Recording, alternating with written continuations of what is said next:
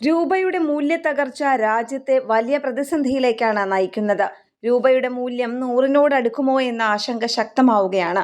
പശ്ചിമേഷ്യൻ സംഘർഷം ആരംഭിച്ചതോടെ രൂപയുടെ മൂല്യത്തിൽ 5% ഇടിവുണ്ടായി. എന്നാൽ അതിനു മുൻപ് തന്നെ രൂപയ്ക്ക് മൂല്യത്തകർച്ച നേരിട്ടിരുന്നു. ഇന്ത്യയിലെ വിദേശ നിക്ഷേപങ്ങളുടെ കുറവാണ് മൂല്യത്തകർച്ചയ്ക്ക് തുടക്കമിട്ടത്.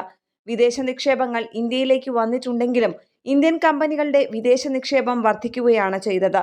അതുപോലെ വിദേശ പോർട്ട്ഫോളിയോ നിക്ഷേപകരും വൻതോതിൽ പണം പിൻവലിക്കുന്നുണ്ട്. ഇന്ത്യയിൽ നിന്ന് പണം പുറത്തേക്ക് പോകുന്നത് ഡോളർ വഴിയാണ് എന്നതിനാൽ വിദേശ നിക്ഷേപങ്ങൾ കൂടുതൽ ഡോളർ പുറത്തേക്ക് ഒഴുക്കുന്ന സാഹചര്യമാണ് ഉള്ളത്.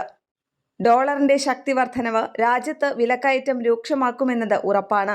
എണ്ണയുടേത് മാത്രമല്ല, മറ്റു പ്രധാന ഇറക്കുമതി ഉൽപ്പന്നങ്ങളുടെയും വിലയെ ഇത് ബാധിക്കും.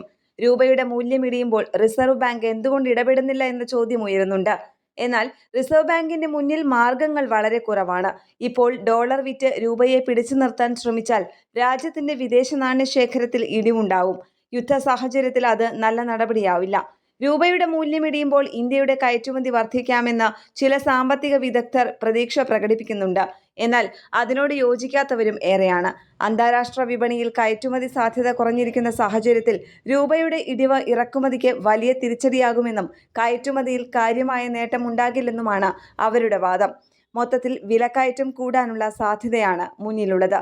പശ്ചിമേഷ്യൻ സംഘർഷം തുടരുന്നതിനിടെ $1 = 100 രൂപ എന്ന അവസ്ഥ എത്ര ദൂരെയാണെന്ന ചോദ്യവും ഉയരുന്നുണ്ട്.